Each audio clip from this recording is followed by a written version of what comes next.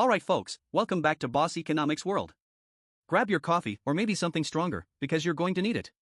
Today is October 13th, 2025, and the high priests of global finance are gathering in their Washington temples, the IMF and World Bank, to chant their usual hymns about resilience and soft landings. They're looking at the S&P 500, which has rocketed up 32% since the spring scare, and telling you everything is fine. The US consumer is a hero, corporations are nimble, and the magic pixie dust of artificial intelligence is going to solve all our problems and lead us to the promised land. It's a beautiful story. A fairy tale. And like most fairy tales, it's designed to help you sleep at night while the real monsters sharpen their claws under your bed. Because what we're witnessing isn't resilience, my friends. It's the final, frantic, coke-fueled hours of a party that's been raging for 15 years. And President Trump is about to walk in and flip the circuit breaker with a new 100% tariff threat on China. They're calling it the Liberation Day sequel. I call it the Great Unraveling, Part 2. So today, we're going to cut through the noise. We're going to go from the point, this new tariff threat, to the surface, peeling back the layers of this so-called strong economy to reveal the deeply fractured, debt-saturated, and speculatively insane foundation it's built upon. Let's get into it. Let's start with the official narrative. The story goes that the global economy stared into the abyss of Trump's first tariff barrage and simply shrugged. American consumers kept swiping their credit cards, businesses just ate the costs, and a revolutionary AI boom created a new wave of animal spirits. Let's break down this fantasy, piece by piece. First, the indefatigable American consumer.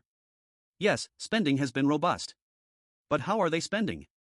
Let's look at the numbers the folks in DC conveniently omit from their PowerPoint slides. As of the third quarter of 2025, U.S. household credit card debt has just screamed past $1.5 trillion, a historic high. The personal savings rate has plummeted to a dismal 2.1%, a level that makes economists break out in a cold sweat. This isn't a story of consumer strength, it's a story of a consumer running on fumes, leveraging their future to afford today's tariff-inflated prices. They're not absorbing the costs, they're amortizing them onto a Visa bill that's about to come due with a vengeance, especially with the Fed funds rate still hovering north of 4.5%. This isn't resilience, it's a ticking time bomb of personal debt defaults. Second, the benevolent corporation. The narrative claims companies have heroically absorbed higher costs to protect consumers. How noble. The reality? They've been engaged in a brutal game of margin compression. For the last 6 months, they've managed this by burning through inventories they stockpiled in a panic and by squeezing every last drop of efficiency out of their operations. But that well is running dry. We're now seeing S&P 500 profit margins, excluding the tech behemoths, contract for 3 consecutive quarters. You can only sacrifice profits for so long before you start sacrificing people. Just look at the latest jobs report, 4 straight months of manufacturing job losses. The quiet part they don't say out loud is that the next step isn't absorbing costs, it's mass layoffs. The resilience you see today is the prelude to the unemployment lines of tomorrow. Third, the AI savior. This is the centerpiece of the whole illusion. We're told that a massive investment boom in data centers and AI is driving a new productivity miracle. And yes, the investment is staggering. Companies like Alphabet, Microsoft, and Amazon have collectively earmarked over $200 billion in capital expenditures for 2025 alone, almost entirely for AI infrastructure. The stock market reflects this mania. A new cohort, let's call them the AI aces, now constitutes over 35% of the S&P 500's market cap, a concentration of power not seen since the dot-com bubble. But here's the rub, and it's a big one. As PwC's chief economist Alexis Crowe rightly points out, the verdict is still out as to whether or not this investment boom will lead to sustainable improvements in productivity. We are pouring hundreds of billions into building the digital equivalent of the pyramids at Giza. They are magnificent, technologically marvelous, and consume an astonishing amount of energy. Data centers are on track to consume nearly 10% of U.S. electricity by 2030, but are they fundamentally reorganizing our economy for broad-based growth? Or are we just building hyper-intelligent chatbots to help us write marketing emails and generate cat pictures in the style of Picasso? This AI boom has created a two-tier economy, a handful of tech giants feasting on a capital-intensive frenzy, and everyone else, the manufacturers, the small businesses, the logistics companies, starving for capital and getting hammered by the real-world impacts of trade wars. This isn't a foundation for growth, it's a dangerously narrow pillar propping up a fragile market. So, into this fragile ecosystem, President Trump drops his new bombshell, a 100% tariff on a further $500 billion of Chinese goods, effective November 1st.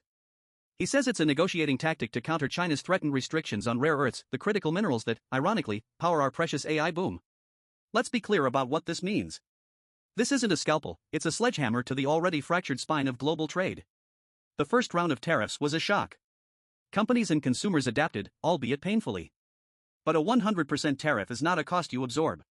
It is a death sentence for entire supply chains. Think of a simple product, like a household power drill. The lithium for its battery might be mined in Australia, processed in China, put into a battery cell in South Korea, assembled into the drill in Vietnam using a motor made with Chinese steel and American microchips, and then shipped to a Walmart in Ohio. A 100% tariff doesn't just make the drill more expensive. It makes the entire chain unviable overnight. The Vietnamese factory shuts down. The Korean battery maker loses its biggest customer. The Australian mine scales back production. And the American consumer? As Mike Brundage of Acme Food Sales, an importer, states with brutal honesty, I can guarantee you prices on the shelf are going up. There's just no way around it. The World Trade Organization isn't mincing words. Their latest forecast is an absolute horror show. They project global merchandise trade volumes will grow by a pathetic 0.5% in 2026. Let me put that in perspective for you. For the 3 decades leading up to the 2008 financial crisis, world trade grew at roughly twice the rate of world GDP. It was the engine of global prosperity. A growth rate of 0.5% is not growth, it is a full-blown, system-wide cardiac arrest. Frederick Newman at HSBC calls it the inevitable payback. I call it the bill for pretending globalization could be switched on and off like a light switch. Now, let's pull the camera back further. The trade war is the immediate crisis, the visible storm on the horizon. But the reason this storm is so terrifying is that our global economic ship is already taking on water, weighed down by an unprecedented, monstrous anchor of debt. The Institute of International Finance just released a number that should be on the front page of every newspaper. Global debt has hit a record $338 trillion. That's a staggering 335% of global GDP.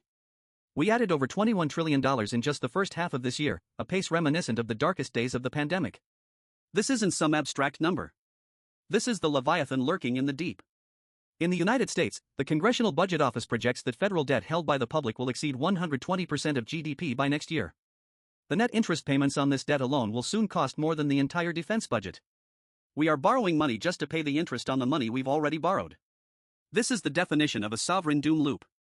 In Europe, countries like Italy and now even France are facing a reckoning. The European Central Bank can't keep interest rates high to fight inflation without risking a sovereign debt crisis in its weaker member states.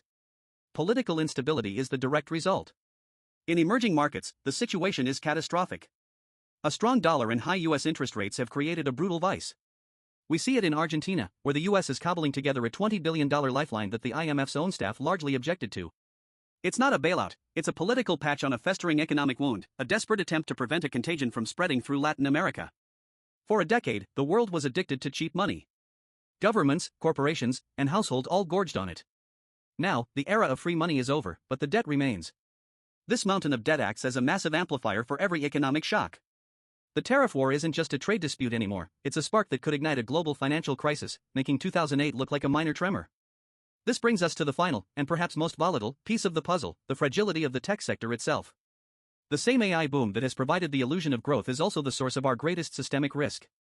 IMF Managing Director Kristalina Georgieva, in a rare moment of candor, warned that tech valuations are heading toward levels we saw during the bullishness about the internet 25 years ago. She's talking, of course, about the dot-com bubble that burst so spectacularly in 2000. The parallels are eerie. In 2000, the metric was eyeballs and clicks. Today, it's compute power and large language model parameters. In 2000, companies with no profits and no business model were worth billions. Today, AI startups with a handful of employees and a clever algorithm are achieving multi-billion-dollar valuations overnight. The market has priced in not just a productivity revolution, but a borderline sci-fi utopia. What happens if this revolution is delayed? What happens if AI's primary use case turns out to be more efficient advertising and plagiarism, rather than curing cancer and solving fusion energy?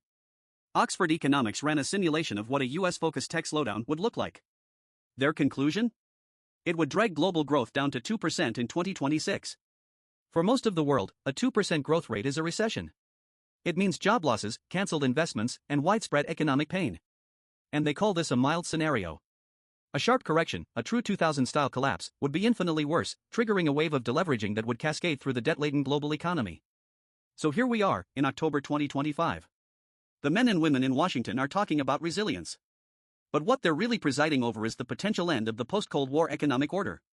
The 3 pillars that held up the global economy for the last 30 years are all crumbling at once. Hyperglobalization is being systematically dismantled by protectionism and geopolitical rivalry, with the new tariffs as the latest blow.